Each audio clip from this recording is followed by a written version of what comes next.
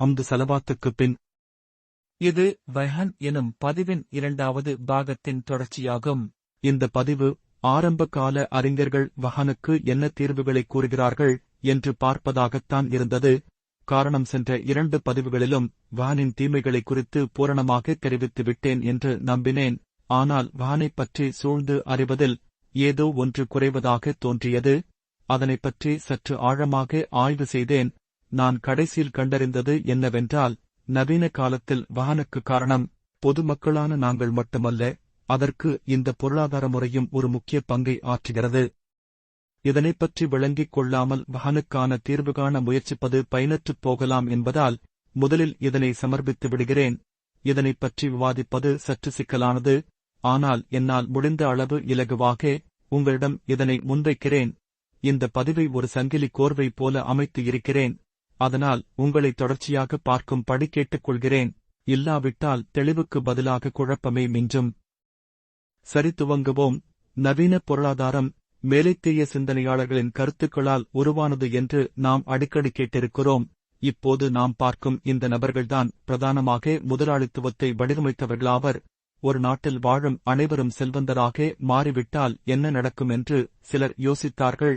எல்லாரும் பணக்காரர்களாக மாறினால் சுத்தம் செய்வது, விவசாயம் செய்வது, கட்டிடம் கட்டுவது, வாகனம் ஓட்டுவது, பணிவிடை செய்வது போன்ற தொழில்களை யார் செய்வார்கள்? இந்த யோசனை அவர்களை ஒரு விபரீத முடிவை எடுக்க வைத்தது. அதாவது, பொருளாதாரம் நாட்டில் நிலையாக தொடர வேண்டுமானால் வறுமையும் நாட்டில் நிலையாக தொடர வேண்டும். இதனை அவர்கள் ஆழமாக நம்பினார்கள். பின்னாட்களில் நவீன முதலாளித்துவத்தில் இது ஒரு மூட நம்பிக்கையாக மாறிவிட்டது. ஏழைகளை எப்படி ஏழையாக வைத்திருப்பது? முதலாவது, ஏழைகளின் நம்பிக்கையை தக்க வைப்பது. அதாவது, ஒருவன் ஏழை என்றால் அது அவனுடைய குறைபாடாக சித்தரிக்கப்படுகிறது. நீ கடினமாக உழைக்கவில்லை, கடினமாக உழைத்தால் நீ எப்படி ஏழையாக இருப்பாய் என்று குறை கூறுகிறது. இதனால் அவன் தன்னுள்ளேதான் பிரச்சனை இருப்பதாக உணர்வான்.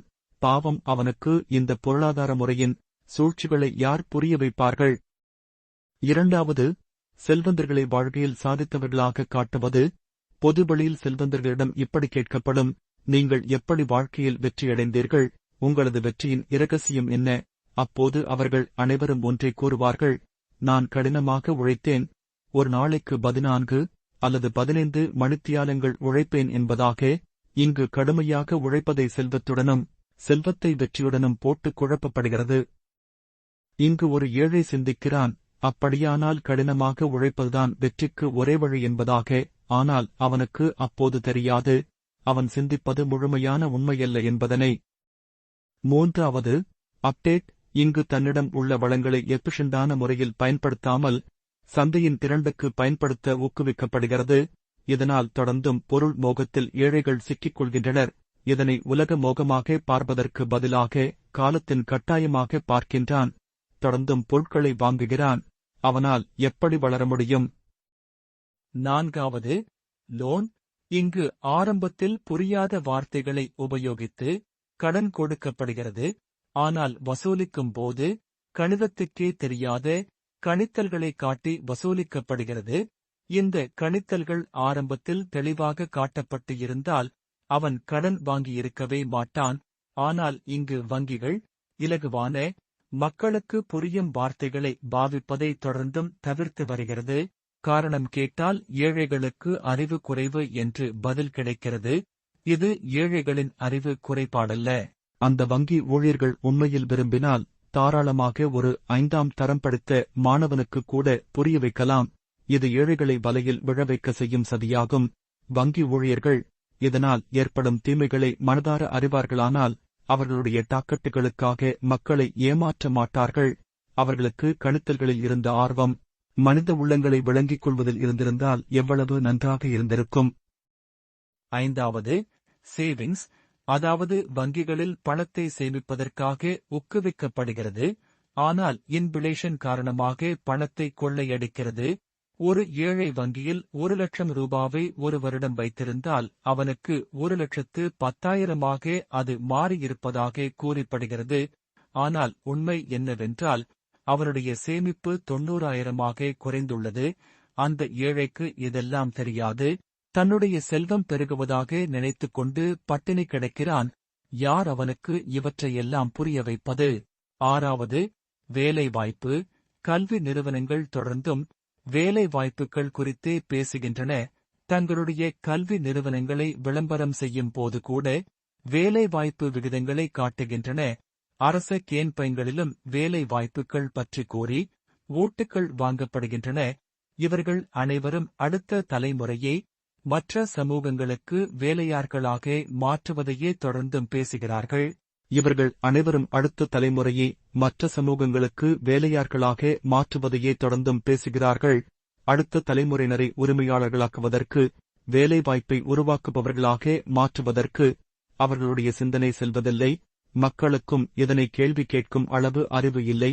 அந்த மக்கள் இப்படி கேட்டிருந்தால் இந்த மாயைகளெல்லாம் எப்போதோ உடைந்து போயிருக்கும். எங்கள் குழந்தைகளுக்கு எதற்கு வேலைவாய்ப்பு? அவர்களை உரிமையாளர்களாக மாற்றுங்கள். அதற்கான வசதிகளை செய்து தாருங்கள். சர்வதேச சந்தை நிலவரங்களை கற்றுக் கொடுங்கள். அவர்களது பொருட்களை சர்வதேச சந்தைகளில் விற்றுத் தாருங்கள். இதில் வேண்டுமானால் இலாபத்தில் அரசாங்கமும் பங்கு வகியுங்கள். நாடும் வளரும். அடுத்த தலைமுறையும் உரிமையாளர்களாக மாறுவார்கள். இதனை விடுத்து நீங்கள் ஏன் அடுத்த தலைமுறையினரை ஊழியர்களாக மாற்றுவதற்கு திட்டம் போடுகிறீர்கள்? ஆனால் இந்த கேள்விகளை அவர்கள் கேட்பதில்லை. தலைவர்களும் தருவதில்லை. 7வது, கல்வி நிறுவனங்கள் மாணவர்களது சிந்தனை திறனை மேம்படுத்த அவர்களை கேள்வி கேட்க ஊக்குவிப்பதில்லை. இவ்வளவுக்கும் இந்த கல்வி நிறுவனங்கள் தங்களது முன்னோடிகளாக சோக்ரடீஸை, அரிஸ்டோடலை கூறிக்கொள்கின்றனர். இந்த இருவருக்கும் இந்த கல்வி முறைக்கும் எந்த சம்பந்தமும் கிடையாது. இந்த கல்வி நிறுவனங்கள் வெறும் பேனாக்களை ஏந்திய சிப்பாய்களையும் புத்தகங்களை ஏந்திய குமாஸ்தாக்களையும் தான் உருவாக்குகின்றன. 8வது, கவனச்சிதைவு. தொடர்ந்தும் ஆபாசம், தேவையற்ற விளையாட்டுகள், மதச்சண்டைகள், தேவையற்ற செய்திகள் என்பவற்றை திறன் ஆக்குவதால் மக்கள் ஏதோ ஒரு விடயத்தை தொடர்ந்தும் சிந்திக்க வைக்கப்படுகிறது. இதனால் தேவையான அடிப்படை விடயம் தனது வேலையை அழகாக செய்து முடிக்கிறது. 9வது, மொனோபொலி நிறுவனங்கள் அசுரத்தனமாக வளர்வதை அரசாங்கங்கள் ஆதரிக்கின்றன. இதனால் சந்தை போட்டிகள் அற்ற ஒரு மைதானமாக மாறுகிறது. இவை உரிமையாளர்களை தொழிலாளிகளாக மாற்றுகின்றன. ஆகிய இந்த 9 முறைகளும் தானாக உருவாகவில்லை. மாறாக ஏழைகளை ஏழைகளாகவே தக்க வைப்பதற்கு போடப்பட்ட மாஸ்டர் பிளான் ஆகும். இந்த வலையில் இருந்து தப்பித்து வரும் குழந்தைகளைதான் நீங்கள் இப்போது பார்க்கிறீர்கள். இதில் வளர்ந்து வரும் நாடுகளில் வெறும் 6% குழந்தைகள்தான் ஏழையாக பிறந்து செல்வந்தராக மாறுகிறார்கள். மற்ற 94% குழந்தைகளினதும் கதி அதோகதுதான். ஏன் இது இப்படி இருக்க வேண்டும்? ஏனென்றால் ஏழைகள் இருந்தால்தான் வேலைகள் நடக்கும் என்று இந்த பொருளாதார கடவுள்கள் நினைக்கிறார்கள். சமூகத்தில் எல்லோரிடமும் பணம் இருந்தால் சமூகம் முழுமையாக செயலற்று நின்றுவிடும் என்று இவர்கள் முழுமையாக நம்புகிறார்கள். இவர்களுடைய இந்த நம்பிக்கையை நியாயப்படுத்த சொல்லும் காரணிகளை பார்ப்போம். முதலாவது, எல்லோரும் செல்வந்தர்களாகிவிட்டால் கடினமான வேலைகளை செய்ய யாரும் இருக்க மாட்டார்கள். ஆகவே கடினமான வேலைகளை செய்ய ஏழைகள் இருந்தாக வேண்டும். 2வது, எல்லோரும் செல்வந்தர்களாகிவிட்டால் மக்கள் சிந்திப்பதை விட்டு விடுவார்கள், போராடுவதை விட்டு விடுவார்கள். இதனால் இன்னோவேஷன், புரொடக்டிவிட்டி என்பன பாதிக்கும். இதனால் சமூகம் முன்னேறாது.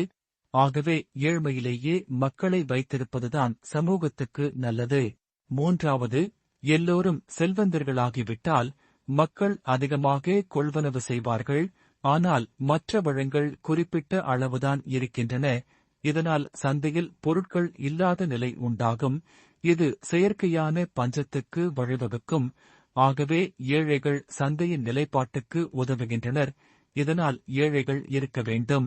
4வது, எல்லோரும் செல்வந்தர்களாகிவிட்டால் மக்களில் அநேகமானவர்கள் அரசியலில் ஈடுபடுவர். கருத்துக்கள் அதிகமாகும், பிரச்சினைகள் உருவாகும். இதனால் ஏழைகள் சமுதாய அமைதிக்கு வழிகோலுகின்றனர். இதனால் ஏழ்மை இருக்க வேண்டும். 4வது, எல்லோரும் செல்வந்தர்களாகிவிட்டால் கட்டுப்படுத்த முடியாமல் குழந்தைகள் பிறக்கும். ஆனால் வளங்கள் அதே அளவுதான் இருக்கின்றன. இதனால் ஏழைகள் பூமியை காப்பாற்ற உதவுகிறார்கள். எனவே ஏழைகள் இருந்தாக வேண்டும். ஆகிய இவைகள்தான் இவர்களுடைய வாதங்கள். கேட்பதற்கு அழகாக இருக்கிறது அல்லவா? ஏழைகள் சமூகத்தை காப்பாற்றுகிறார்கள், பாதுகாக்கிறார்கள். சமநிலை பேணுகிறார்கள், சமாதானத்தை உண்டாக்கிறார்கள். எத்தனை பட்டம், எத்தனை சிறப்பு! ஏழையாகப் பிறந்து ஏழையாக மரணிக்கத் தோன்றுகிறதல்லவா? ஆனால் இது உண்மையாக இருந்தால் சமுதாய காவலர்களை செல்வந்தர்கள் எப்படி நடத்த வேண்டும்? அப்படி மதிப்பதாக என் கண்களுக்கு எங்கும் தெரியவில்லை. சரி, இதனை நீங்கள் தொடர்ச்சியாக பார்த்து வந்தால் உங்களுக்கு ஒன்று புலப்பட்டு இருக்கும். அது என்னவென்றால், உணவில்லாத வட்டியைக் காட்டி கழுதியை கூப்பிடுவதைப் போலத்தான் இந்த முதலாளித்துவ பொருளாதார முறையே இயங்குகிறது.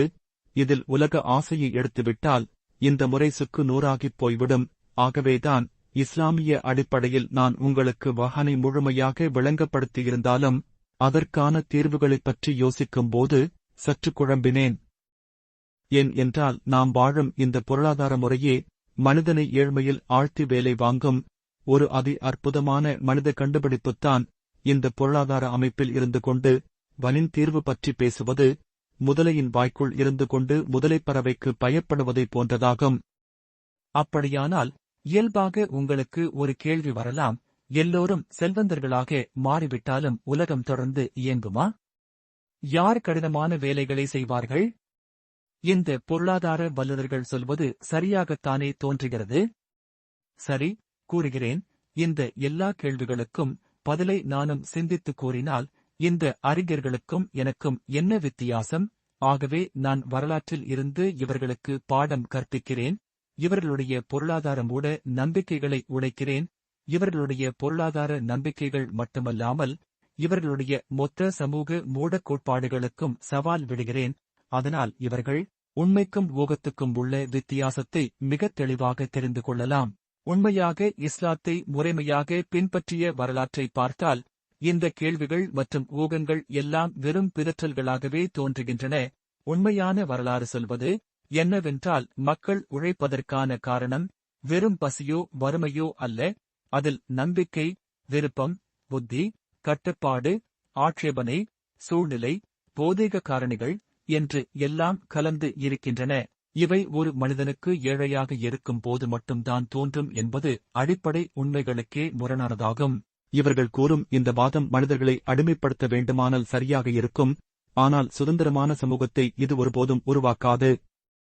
சரி, உண்மை வரலாற்றை எடுத்துப் பார்ப்போம். உமர் இப்னு அப்துல் அசீஸ் ரஹ்மத்துல்லாஹ் காலத்தில் 2 ஆண்டுகளுக்குள் ஏழைகள் காணப்படாத நிலை உருவானது. ஆம், நீங்கள் கேட்டது சரிதான், ஏழைகளே கிடையாது. ஆனால் இவர்கள் கூறுவது போல மக்கள் வேலை செய்ய மறுத்தார்கள் என்பதற்கான எந்த ஆதாரமும் இல்லை. மாறாக மக்கள் இன்னும் உற்சாகமாக வேலை செய்தார்கள். தங்களுடைய உரிமைகள் முழுமையாக நிறைவேற்றப்பட்டதாக உணர்ந்தார்கள். உணவில்லாமல் பட்டினி கிடந்து விடுவோமோ என்ற பயத்தினால் இங்கு அவர்கள் வேலை செய்யவில்லை. மாறாக இஸ்லாம் அதனை அவர்களுக்கு பொறுப்பாக சுமத்தியது. அதனை அவர்கள் கடமையாக பார்த்தார்கள். சந்தோஷத்துடன் அந்த கடமையை நிறைவேற்றினார்கள். செல்வம் பெருகிவிட்டதால் யாரும் எதனையும் சுத்தம் செய்யாமல் குப்பையாக விட்டுவிடவில்லை. காரணம், இஸ்லாம் சுத்தத்தை ஈமானின் பாதியாக அறிவித்து இருந்தது. அதாவது சுத்தம் செய்வதை செல்வத்துடன் தொடர்பு படுத்தாமல் ஈமானுடன் தொடர்பு படுத்தியிருந்தது. அதனால் சுத்தம் செய்தார்கள். இவர்களைப் போல செல்வத்துக்காக ஏங்கும் மக்களை வைத்து சுத்தம் செய்யப்படவில்லை. இவர்கள் கூறுவது போல மக்களுடைய அறிவும் சிந்தனை திறனும் குறையவில்லை, மாறாக அதிகரித்தது. ஒரு வேளை உணவுக்காக மாட்டைப் போல உழைத்த ஏழைகள் இப்போது வளர்ச்சி பற்றி பேசிக் கொண்டார்கள். உணவுக்காக ஏங்கி தவித்த குழந்தைகள் இப்போது அறிவை நோக்கி கவனத்தை திருப்பினார்கள். கல்வி நிறுவனங்கள் பெருகின, அறிவும் சிந்தனையும் பெருகின. பாலைவனத்தைப் போல இருந்த நிலங்கள் பூத்து குலுங்கின. தேனீகளின் ரீங்காரம் காதுகளை எட்டியது. இவர்கள் கூறுவது போல மக்கள் பொருட்களை வாங்கி குவித்து செயற்கையான பஞ்சத்துக்கு வழிவகுக்கவில்லை. மக்களுக்கு எந்த செயற்கையான விளம்பரங்களும் காட்டப்படவில்லை. கிரெடிட் கார்டுகளை கொடுத்து செலவழிக்க ஊக்கப்படுத்தப்படவில்லை. மக்கள் தனக்கு தேவையானதை வாங்கினர், அதிகமாக உற்பத்தி செய்தார்கள். அதாவது பொருட்கள் வாங்கப்பட்டாலும் அதிகமாக உற்பத்தி செய்யப்பட்டன. இதனால் பொருட்களின் விலை மிதமாக இருந்தது. மூடப்பட்ட பொருளாதார பாதைகள் திறக்கப்பட்டன. இவை அனைத்தும் இவர்கள் கூறுவதைப் போல பஞ்சத்துக்கு பயப்பட்டதால், ஏழைகளை ஏழைகளாக வைத்திருப்பதால் உருவானவையல்ல. இவர்கள் கூறுவது போல பணத்தை வைத்து பொறுப்பற்ற விபச்சாரம் பெருகவில்லை.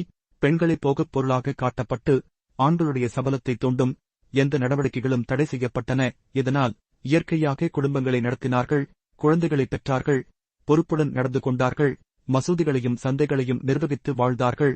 அந்த செல்வம் அவர்களை சோம்பேறிகளாக மாற்றவில்லை, அது அவர்களுக்கு மதிப்பையும் பொறுப்பையும் கொண்டு வந்தது.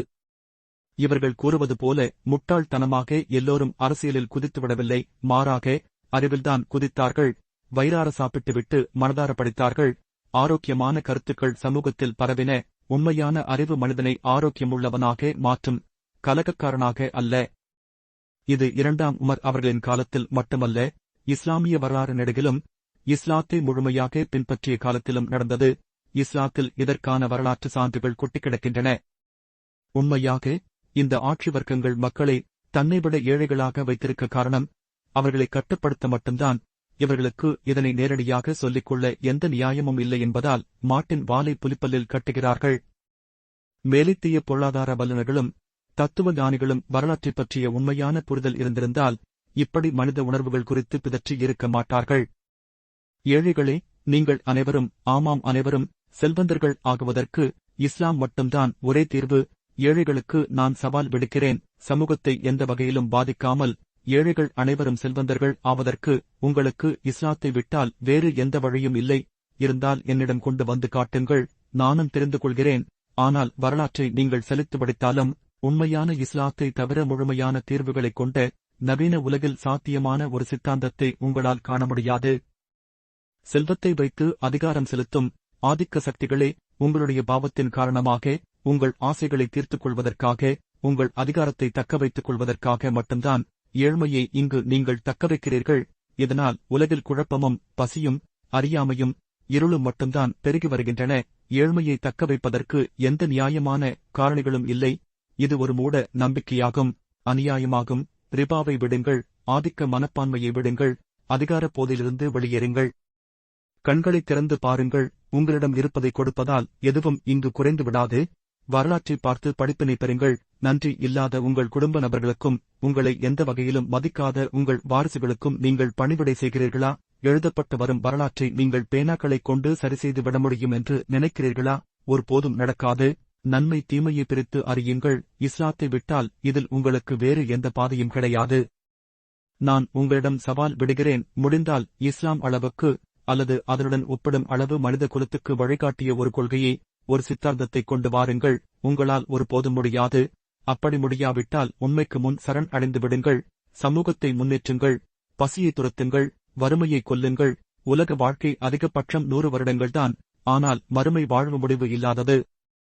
நீங்கள் உண்மையில் இலாபம் அடைய விரும்பினால் முடிவில்லாத சுகங்களை இந்த குறுகிய உலக வாழ்க்கைக்காக விற்றுவிடாதீர்கள். ஏழைகளுடைய சிரிப்பில் ஒருமுறை சந்தோஷத்தை அனுபவியுங்கள்.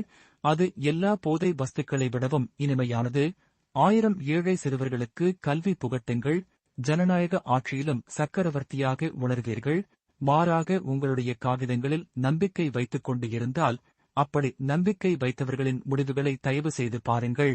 முடிவாக, முதலாளித்துவ பொருளாதார முறை என் வெற்றியடைய முடியாது என்றால் அது மனித ஆசைக்கும் பயத்துக்கும் மட்டும்தான் தீனி போடுகிறது. மற்ற உணர்வுகளை அது பொருட்படுத்துவதில்லை. அது பூச்சியத்துக்குள் வெற்றியை தேடுகிறது. மனித வெற்றியாக பூச்சியங்களின் அதிகரிப்பை முன்னிறுத்துகின்றன. ஆனால் இஸ்லாம் பொருளாதார கொள்கைகளை மட்டும் பேசவில்லை, மாறாக இது மனித துறைகள் அனைத்துக்கும், அனைத்துக்கும் வழிகாட்டுகின்றன. உங்களுக்கு சந்தேகம் இருந்தால் தேடிப் பாருங்கள். உண்மையான வெற்றி என்பது அல்லாவுக்கு சரண்டைவதில் மட்டும்தான் இருக்கிறது. முழு மனித சமுதாயமும் உலகில் சுகண்டியான வாழ்க்கை வாழ வேண்டும் என்றால் இஸ்லாம் மட்டும்தான் ஒரே வழி.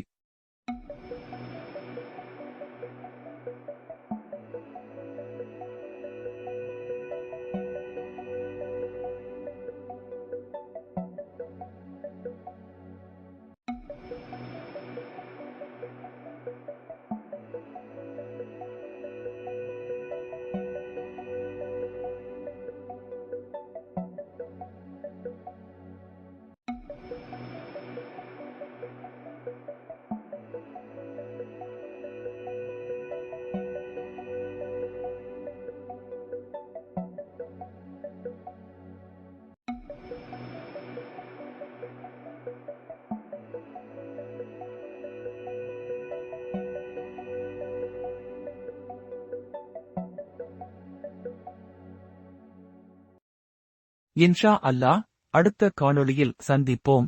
அஸ்ஸலாமு அலைக்கும் வரஹ்மத்துல்லாஹி வபரகாத்துஹு.